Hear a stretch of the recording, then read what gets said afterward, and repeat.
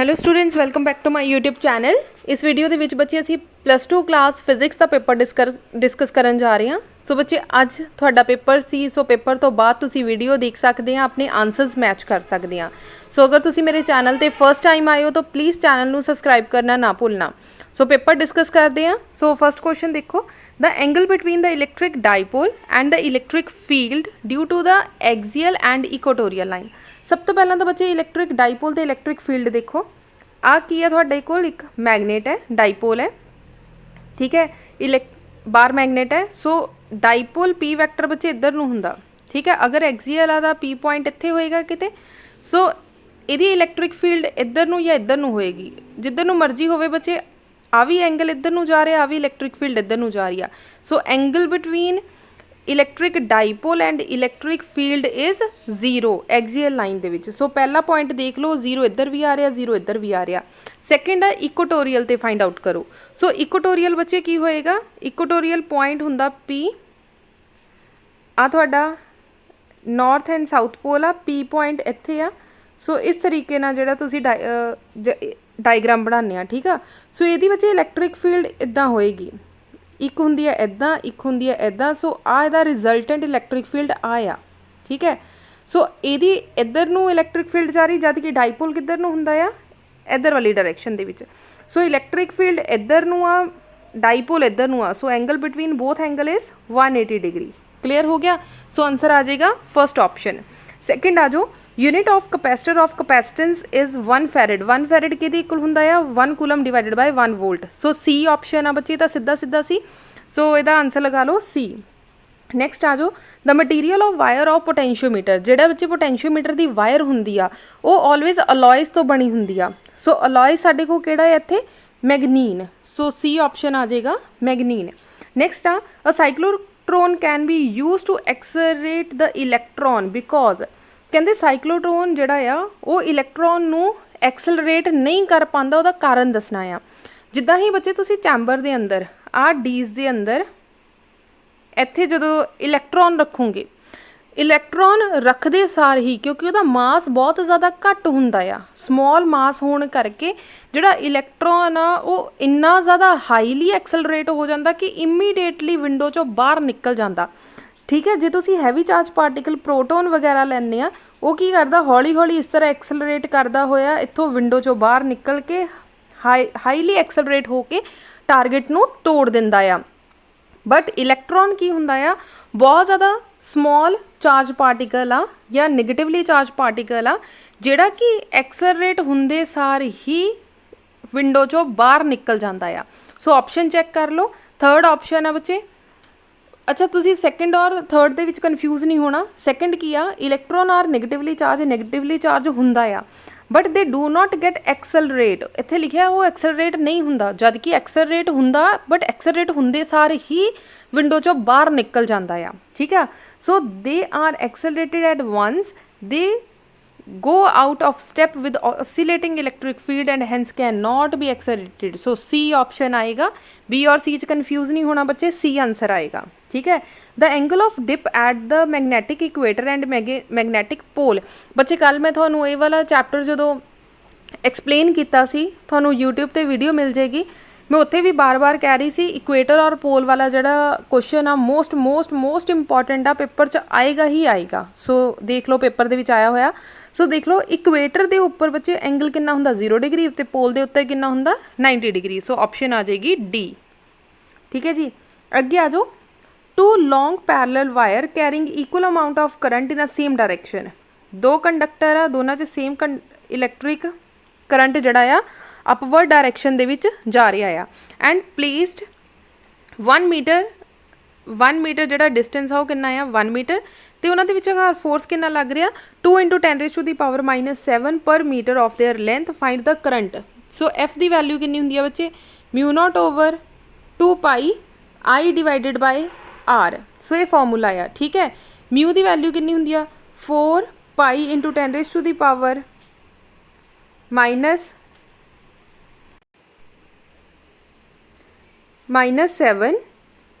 Into I current की सी same सी I × I 2 पाई आर की वैल्यू कितनी 1, पाई के नाल पाई कैंसल, 2 1 2, 2 2 4। बच्चे एफ की वैल्यू कितनी है 2 × 10⁻⁻⁻7, -7 ना -7 कैंसल, 2 के नाल 2 कैंसल। फाइनली आई के बाद इक्वल बच गया I square is equal to 1, I into I कितना हो गया आई स्केयर। सो आई का आंसर कितना आ गया 1। सो आंसर आ जाऊगा 1 एम्पेयर। ठीक है जी, अगे देखो क्वेश्चन नंबर 7। क्वेश्चन नंबर 7 किया the magnetic lines of force around an infinitely long straight conductor carrying current are. अगर एक बच्चे मैग्नेटिक लाइन आ, magnetic line of force around an infinitely long straight wire, आ तुहाडे कोल लॉन्ग स्ट्रेट वायर आ, ठीक है। The magnetic force of lines of force around an, ये अराउंड की आ बच्चे मैग्नेटिक लाइन्स ऑफ फोर्स आ। सो ये वाली फोर्सिस जड़ियाँ आ वो किद्दां दियां होणगियां, वो होणगियां कॉन्सैंट्रिक, सारे दे सारे जिहड़े सेंटर आ वो इत्थे होणगे। ठीक है, ये आले दुआले हर पासे मैग्नेटिक फील्ड होएगी चारे पासे। सो होणगे सारियां दा कॉन्सैंट्रिक। ठीक है, सो कॉन्सैंट्रिक सर्कल अराउंड कंडक्टर। सो कंडक्टर दे बिल्कुल सेंटर दे विच सारियां दा मेन पॉइंट होएगा। अगे आ जाओ, a rod of length L moves with velocity v along the direction of uniform magnetic field B, then the motional EMF developed across the end of the rod is equal to। सो बच्चे सीधा सीधा article है, direct answer आ जाएगा। सो बच्चे इसका answer आ जाएगा फर्स्ट। नैक्सट आ eddy current may be reduced by laminated core of soft iron. बच्चे ये तो बहुत बारी क्वेश्चन आता है, कह लो पंजाब बोर्ड च इंपॉर्टेंट क्वेश्चन आ। सो सीधा सीधा इसका भी आंसर आ। नैक्सट आ effective resistance of an electric circuit of alternating current rising from combined effect of ohmic resistance and resistance is called impedance. So बच्चे भी डेफिनेशन आ, सीधा ही आंसर आ। नैक्सट आ which of the following radiation are use to respective for LASIK eye surgery. बच्चे eye surgery दे विच जिहड़ा असी किहड़ी waves use करते हैं, UV rays, ultraviolet rays use करते हैं। सो सीधा सीधा बी आंसर आ गया। ठीक है, अगला भी पढ़ लैंदे आ। फोटोग्राफी दे विच किहड़ी असी वेव्स यूज़ करते हैं, इंफ्रारैड वेव्स। ठीक है जी, सो बी जिहड़ा है तुहाडा ऑप्शन करैक्ट आ। नैक्सट आ जाओ 13 नंबर। बच्चे इत्थे 13 नंबर आ, तुसीं इत्थे पाना आ 12 नंबर। बाय मिसटेक बच्चे इत्थे 13 लिखिया होया, अदरवाइज ये हैगा आ 12th नंबर, दैन 13, दैन 14। ठीक है, 12वां नंबर क्वेश्चन देखो। The equipotential surface produced by a single positive और a negative charge are concentric sphere. मान लो आ पूरे का पूरा की आ इक्विपोटेंशियल सर्फेस आ, इत्थे एक पॉजिटिव और नेगेटिव चार्ज आ जिन्हें इदा करके सर्कल्स बनाए हुए आ। ठीक है, पॉजिटिव और नेगेटिव का कॉन्सेंट्रिक मतलब एक ही सेंटर आ। The gap between the spheres as we move away from the charge. मान लो असीं दोनों अलग अलग कर दिंने आ, तो की फर्क पेगा। पहली गल बच्चे सिर्फ पोटेंशियल ते फर्क पैंदा हुंदा, वो इनक्रीज या डिक्रीज हुंदा। इत्थे उन्होंने गैप पूछा आ, सो इसदा मतलब गैप ते कोई फर्क नहीं पेगा, सो रिमेन्स सेम रहेगा। ठीक है, if a wire of resistance are, हुण देखो बच्चे इत्थे 14 लिखिया, बट वैसे क्वेश्चन नंबर कितनावां है 13वां। If a wire of resistance R and resistivity rho is stretch to double of its length. Otherwise बच्चे आर के इक्वल हुंदा रो एल ओवर ए। हुण उन्होंने क्या जिहड़ी लेंथ आ उन्होंने डबल कर दिता, ਇਹਦਾ मतलब एल डैश कितना आ गया, एल डैश का आंसर आ गया 2L। ਇਹਦਾ मतलब एरिया कितना होएगा A डिवाइडेड बाय 2, क्योंकि एरिया घट जाता जिन्ना लेंथ बच्चे इनक्रीज होगी उन्ना एरिया डिक्रीज होएगा। तो न्यू रेजिस्टेंस एंड रेजिस्टिविटी पता करो। न्यू रेजिस्टेंस के इक्वल होएगा R dash is equal to rho L over A dash. बच्चे रो कदे भी चेंज नहीं होंदी, हमेशा याद रखना रो कदे भी चेंज नहीं होंदी, रो का आंसर रो ही रहेगा। So R dash is equal to rho L dash की वैल्यू कितनी आ 2L, ए डैश की value A divided by 2। So 2 नूं बच्चे ऊपर लैके जाओ, 2 2 ज़ा 4 रो एल ओवर ए। रो एल ओवर ए की है बच्चे थोड़ा आर, सो 4R। ਇਹਦਾ मतलब 4R कॉमा रो आंसर आ जाएगा 4R कॉमा रो, मतलब कि थर्ड ऑप्शन आ जाएगी सी। ठीक है, next the sensitivity of potentiometer can be increased by. हुण ध्यान नाल देखो सेंसिटिविटी पोटेंशियोमीटर की किद्दां इनक्रीज करांगे। जो बच्चे असी लेंथ इनक्रीज कर दिंने आ तो डेफिनेटली उसकी सेंसिटिविटी इनक्रीज हो जाएगी। ठीक है, पहली गल तो इनक्रीज होगी, दूसरा ये हुंदा कि वह करंट जिहड़ा आ उन्होंने असी घटा दिए। करंट नूं घटावांगे इहदा मतलब, पर इत्थे किते भी करंट की गल नहीं कीती गई, इत्थे रजिस्टेंस की गल कीती गई। करंट इनक्रीज होए, करंट डिक्रीज होएगा तो रजिस्टेंस की हो जाएगी, इनक्रीज। सो देख लो लेंथ इनक्रीज हो रही है, लेंथ इनक्रीज हो रही है, रजिस्टेंस इनक्रीज होनी चाहिए, इनक्रीज हो रही है, इत्थे डिक्रीज लिखा हुआ है तो मतलब आ तो हो नहीं सकता। सो ऑप्शन आ गई सी। ठीक है, नैक्सट आ compass needle does not work at magnetic pole because, कहते जी मैगनैटिक नीडल आ वो काम नहीं करती मैगनैटिक पोल्स के उत्ते। सो बहुत सारे बच्चों का पेपर तो पहला हुण भी काफ़ी बच्चों का क्वेश्चन आया कि मैम इसका आंसर सी आना चाहिए सीगा कि वो वीक होंदी आ, बहुत छोटी नीडल होंदी आ। बच्चे तुसी एक्सपैरीमेंट देखे होने अपनी क्लास के अंदर, जे नहीं देखे तो मेरे यूट्यूब के चैनल के उत्ते शॉर्ट वीडियो पई आ, उहदे विच निक्की जी नीडल लित्ती आ। ठीक है, उहदे आस पास एक मैगनेट, बार मैगनेट घुमाओ तो नीडल की जिहड़ी सूई हिलदी आ। मान लो तुसी बार मैगनेट नहीं लैने, तुसी अर्थ की चैक करना चाहते आ साउथ पोल आ कि नॉर्थ पोल आ, तुसी नीडल नूं रैंडमली रखोगे तां भी वो डायरैक्शन दसेगा किधरले पासे नॉर्थ पोल आ ते किधरले पासे साउथ पोल आ। इहदा मतलब इन्नी भी वीक नहीं हुंदी कि वो सानू मैगनैटिक फील्ड दस ना सके। ठीक है, दस सकदी आ। हुण पोल दी, सिर्फ पोल की गल कीती गई आ।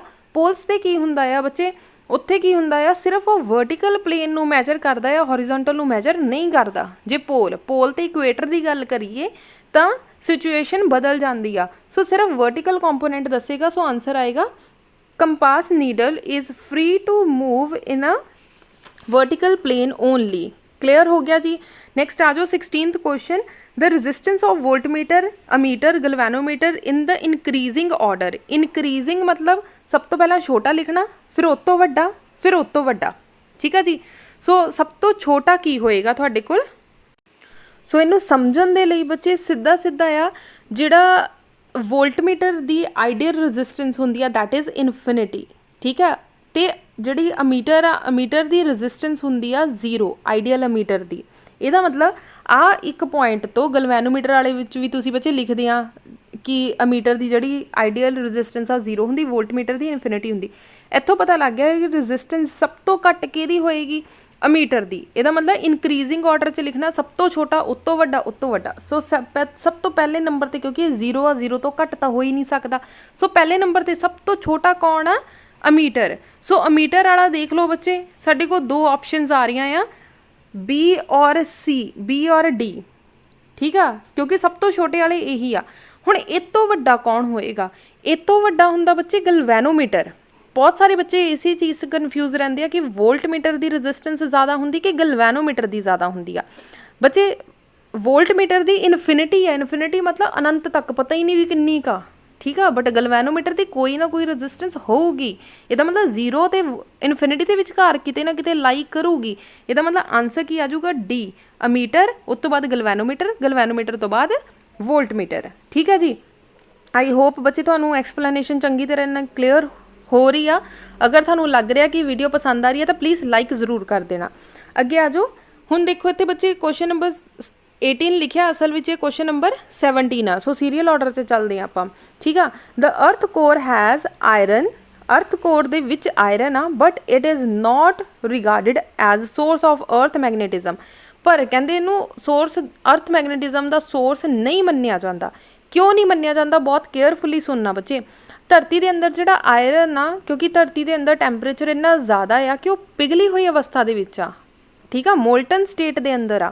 अगर वो मोल्टन स्टेट के अंदर आ जाता आ लोहा, तो जिहड़ी उहदे विच फैरोमैगनैटिक सबसटेंस वाली एक प्रॉपर्टी हुंदी आ उहनूं गवा बैठदा आ, जिहदी वजह नाल कह सकते हैं कि वह अर्थ मैगनेटिज्म प्रोड्यूस नहीं कर सकता। सो ऑप्शनस पढ़ते हैं। Iron does not shows magnetic property, wrong. ठीक है, नैक्सट आ temperature of earth core is very high. ठीक है जी, वेरी हाई है, इस करके टैंपरेचर आयरन का जिहड़ा फैरोमैगनैटिक सबसटेंस जिहड़ा वो नहीं रहिंदा। सो ऑप्शन की आ जाएगी बी।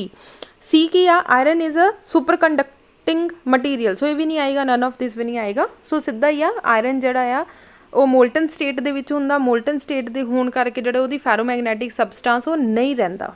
ठीक है जी। नैक्सट आ जाओ 19 की बजाय किनवा क्वेश्चन आ 18th, magnetic field due to the current carrying conductor is 0। बच्चे क्वेश्चन ध्यान ना समझियो, क्वेश्चन थोड़ा जिहा कन्फ्यूज़ करता है। मैगनैटिक फील्ड जिहड़ी आ due to current carrying conductor जिहड़ा कहंदे जीरो हो जाता आ।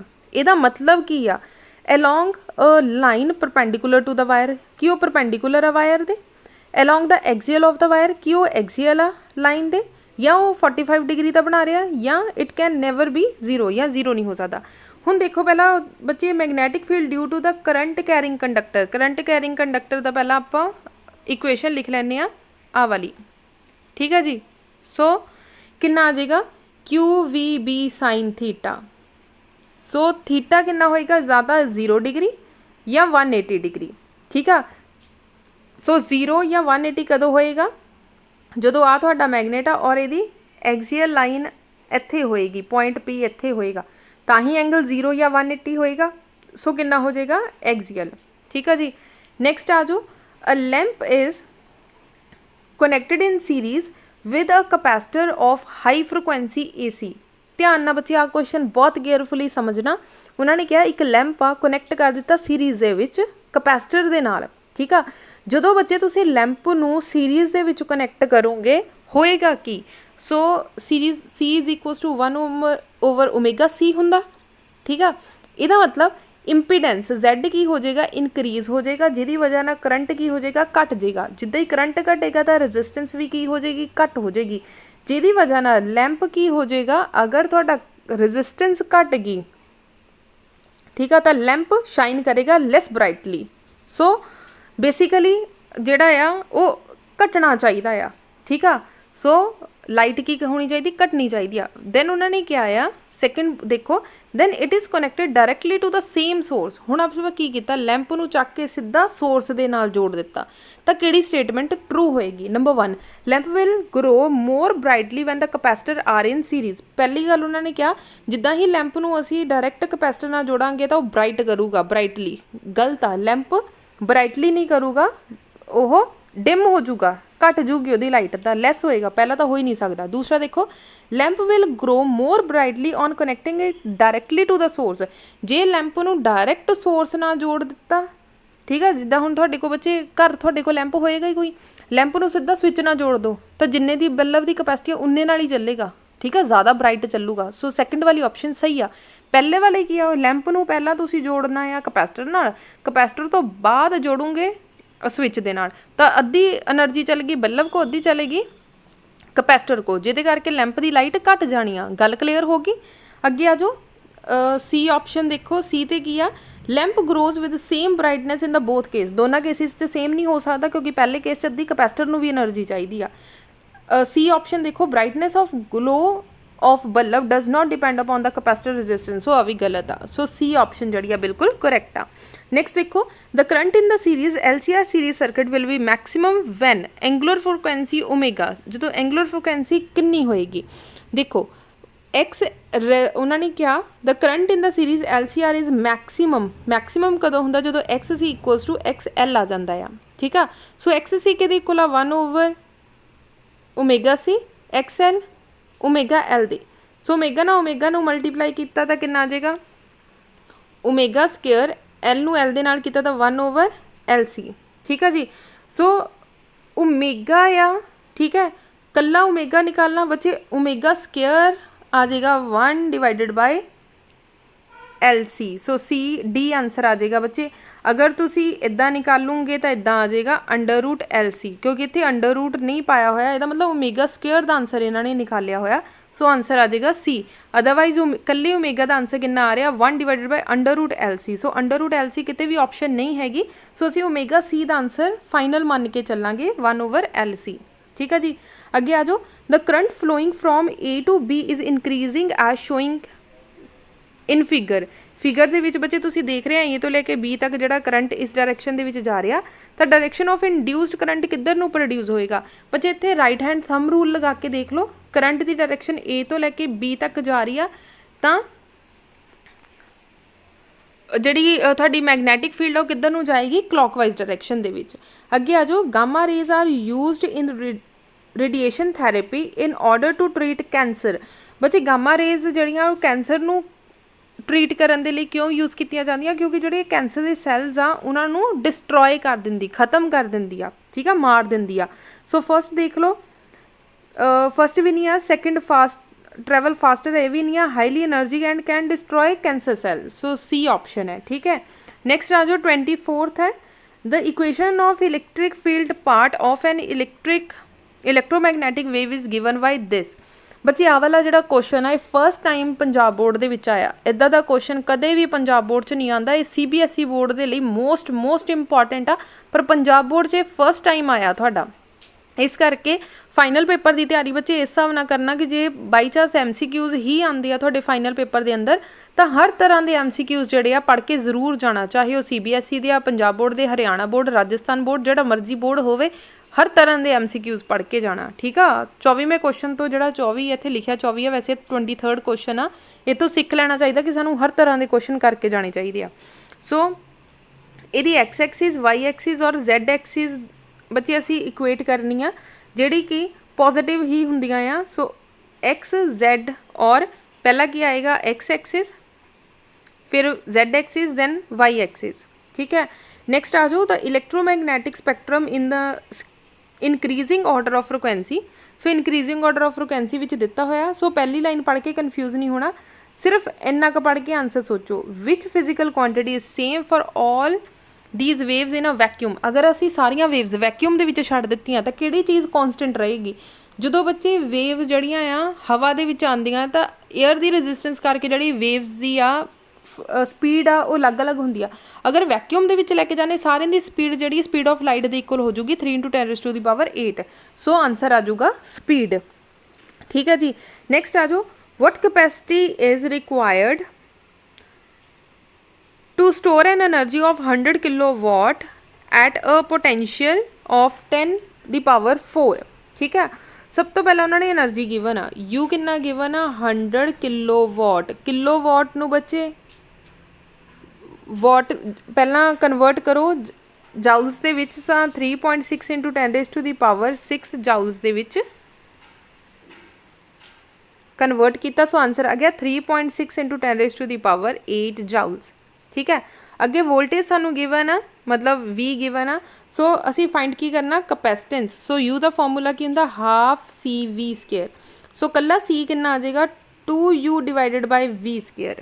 ठीक है जी, 2U डिवाइडेड बाय V²। सो 2 की जगह ते 2, U की जगह ते 3.6 × 10⁸ डिवाइडेड बाय V² आ, सो यदा स्केयर 4 2 8, 8 ना 8 कटिया गया, 2 नू बच्चे 3.6 के नाल मल्टीप्लाई करो तो 7.2 फैरड जिहड़ा आंसर आ जाएगा। सो सी ऑप्शन आ जाएगी 7.2। नैक्सट देखो, two similar capacitors of capacity C each are first connected in series then parallel. पहला सीरीज़ दे विच कनैक्ट करो, C + C कितना हो जाएगा बच्चे, सीरीज़ आ मतलब 1/C + 1/C। सीरीज़ दे विच कीता तां तुहाडा सीरीज़ आंसर आ जाएगा C/2। फिर पैरेलल च कनैक्ट करो, पैरेलल का फॉर्मूला की होंदा C + C कितना आ गया 2C।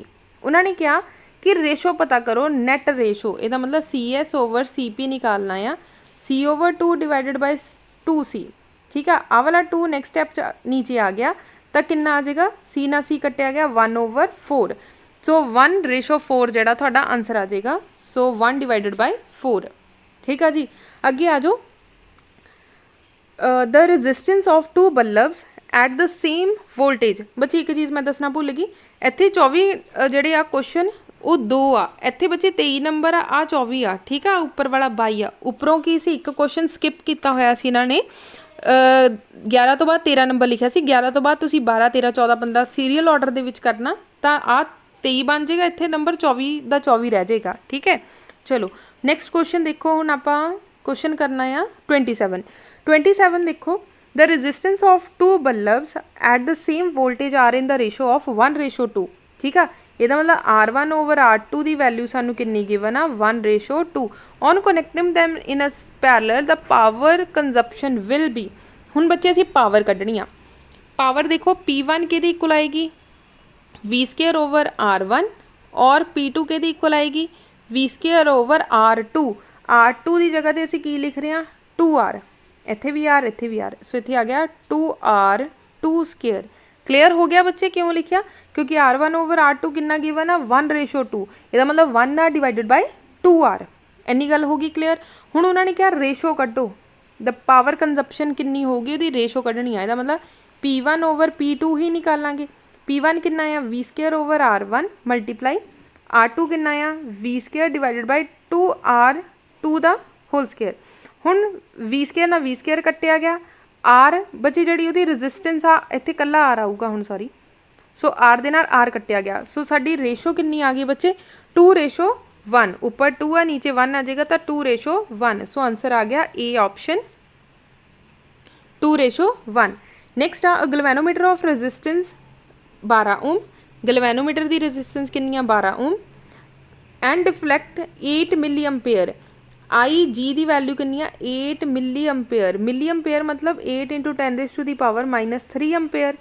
वोल्टेज कितनी 0 तो लैके 32 वोल्ट, मतलब V थानू कितना गिवन आ 32 वोल्ट। तो रजिस्टेंस पता करनी आ। सो रजिस्टेंस का बच्चे फॉर्मूला की हुंदा है R = V divided by IG minus G। V की वैल्यू कितनी आ 32, IG की वैल्यू कितनी आ 8 × 10⁻³ तो G की वैल्यू कितनी आ 12। 8 1 सा 8, 8 4 सा 34, 32 आ गया। 4 इंटू बच्चे आ 3 उपर लेके जावांगे तो 10⁻³ माइनस 12। 3 zeros मतलब 4000 माइनस 12। 4000 चो 12 माइनस किते तो साडा आंसर कितना आ गया 3988।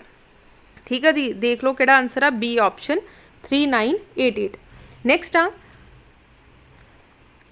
इन the magnetic meridian of a certain place the horizontal component of earth magnetic field is 0.26। ठीक है, HE की वैल्यू थानू गिवन आ 0.26।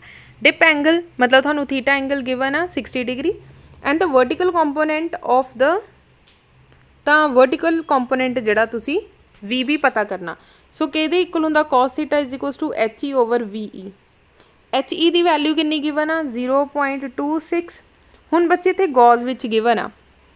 ठीक है, गॉस च गिवन आ तो गॉस च लिखे रहन दो BE cos 60। cos हुण इत्थे पुट कर दो 60, cos 60 किहदे इक्वल हुंदा 1/2।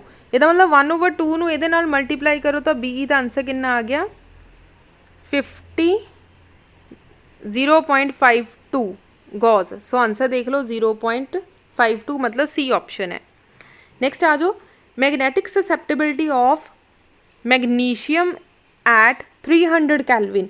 बच्चे हुण 300 कैलविन आ, ਇਹਦਾ मतलब आ की है थोड़ा T1 टाइम T1 आ टाइम T2 टैंपरेचर इज़ 1.2। ਇਹਦਾ मतलब xim1 ਦੀ वैल्यू कितनी है इन्नी तो xim2 पता करनी है। सो बच्चे फॉर्मूला हुंदा आ। सो बच्चे इदा दा क्वेश्चन भी कदे भी पंजाब बोर्ड च नहीं आया, ये भी फर्स्ट टाइम आया आ। सो xim1 divided by xim2 = T2 over T1। ठीक है जी। सो असी पता की करना है xim2 पता करनी। ਇਹਦਾ मतलब इनू दूसरे पासे ले जाओ। xim1 की वैल्यू कितनी है 1.2 × 10⁻5। T उधर ले गए तो T की वैल्यू कितनी आएगी 300 डिवाइडेड बाय T2 नीचे ले जाओ, T2 की वैल्यू कितनी है 30। 0 ना 0 कटेगी, कट के आ गया 10। सो सॉल्व किया आ गया 1.2 × 10⁻4। ठीक है, सो देख लो 1.2 × 10⁻4। सो बी ऑप्शन जी थोड़ा आंसर आ जाएगा। नैक्सट आ the smallest value of magnetic dipole moment at of an atom due to the orbital motion of an electron in the first orbit is called Bohr's magnetone। बच्चे Bohr magneton की value कितनी हुंदी आ EH divided by 4πm। ये सारे नू solve करके देख लो। E की वैल्यू कितनी हुंदी आ 1.6 × 10⁻−19। H की वैल्यू कितनी हुंदी आ 6.62 × 10⁻34 डिवाइडेड बाय 4 × पाई की वैल्यू 3.14 इंटू M की वैल्यू 9.1 × 10⁻31। ये सारे नू सॉल्व करके देखो आंसर आ जाऊगा 9.27 × 10⁻24 मीटर/मीटर²। ठीक है, 9.4 मतलब कि फर्स्ट ऑप्शन आ, फर्स्ट ऑप्शन। 32वां क्वेश्चन देखो the magnetic flux passing through a coil changes from φ2 to φ1 φ1 to φ2 6 तो लैके 7.2 तक in time 0.02 calculate the induced EMF। बच्चे ई के इक्वल होंदा है minus D phi over D T. D phi की जगह पर हुण सारा दो वैल्यू लिखिया तो असीं दो लिख दिंदे आ। फाई अंदर आ गया 7.2 -6 मल्टीप्लाई बाय 10⁻³ -3 बच्चे मैं कॉमन ले ली, एक स्टैप मैं स्किप कर दिता 0.2 7.2 चो बच्चे 6 माइनस किया तो साढ़े कितना आ गया 1.2 आ जाएगा 1.2 into 10⁻³ multiply by 100 divided by 2 0.02 नूं बच्चे मैं डेसीमल हटाते सो इत्थे आ गया 0.6 सो सारा सॉल्व करके देख लो 6 इंटू 10⁻⁻² आ जाएगा। ठीक है, सो आंसर तुहाडा फर्स्ट आ जाएगा। नेक्स्ट आ how much current is drawn by the primary coil of a transformer connected to 220 volt when it is drived power of 110 volt and 550 watt refrigerator. So बच्चे उन्होंने power दा formula किंदा P = VI उन्होंने सानू current पता करन लई क्या आया। ठीक है, करंट कितना आ जाएगा P divided by V। Power कितनी सानू गिवन है, पावर गिवन है सानू 550 वाट। ठीक है 550 और वोल्टेज कितनी गिवन है सानू 220। ठीक है 220 बच्चे इनू नहीं देखना, मेन सप्लाई देखनी है 220। सो इनू सॉल्व करके देखिया तो कितना आ जाऊगा 2.5 एम्पेयर। सो बी ऑप्शन आ जाएगी। नेक्स्ट आ जाओ an induced inductor of 1 henry. Inductor मतलब एल की वैल्यू थानू गिवन है, एल गिवन है and negligible resistance is use to main frequency mu. तुसी पता करना रेजिस्टेंस ऑफ इंडक्टर बच्चे एक्स एल पता करना which is equals to 2π mu. ठीक है, ओमेगा एल दे इक्वल हुंदा है, ओमेगा के इक्वल हुंदा 2π म्यू एल। सो इनू सारे सॉल्व करके देख लो, म्यू दी 2 की जगह ते 2, पाई की जगह ते पाई, म्यू कितना आ 50 और एल कितना आ 1। सो इनू मल्टीप्लाई करो तो आ गया 100π। सो आंसर आ गया 100π हैनरी। लास्ट क्वेश्चन अज दा find the wavelength of electromagnetic wave of frequency इन्नी। हुण बच्चे तुहानू फ्रिक्वेंसी गिवन है, फ्रिक्वेंसी म्यू गिवन है। ठीक है, तो स्पीड ऑफ लाइट गिवन है, फाइंड द वेवलेंथ बच्चे लैमडा पता करना। लैमडा के इक्वल हुंदा C divided by mu, C divided by mu. C कितना आ 3 इंटू 10⁸, म्यू कितना आ 6 इंटू 10⁻12।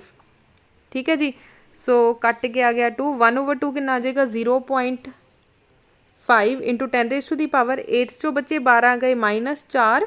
सो इदा की तो कोई ऑप्शन नहीं हैगी, बट 5 इंटू 10⁻⁻5। सो एक पॉइंट शिफ्ट कर दो, सो थोड़ा आंसर आ जाएगा B। ठीक है जी, सो बच्चे अज की सारी पेपर सी साडा +2 फिजिक्स का। अगर फिर भी किसी भी क्वेश्चन कोई प्रॉब्लम होवे, कोई सोल्यूशन थानू ना क्लीयर होवे तो तुसी कमेंट करके ज़रूर पूछ सकते हैं। अगर वीडियो पसंद आई हो तो प्लीज़ लाइक कर देना, अपनी सारे फ्रेंड्स सर्कल तक शेयर कर देना और सब्सक्राइब करना ना भूलना। Thank you so much.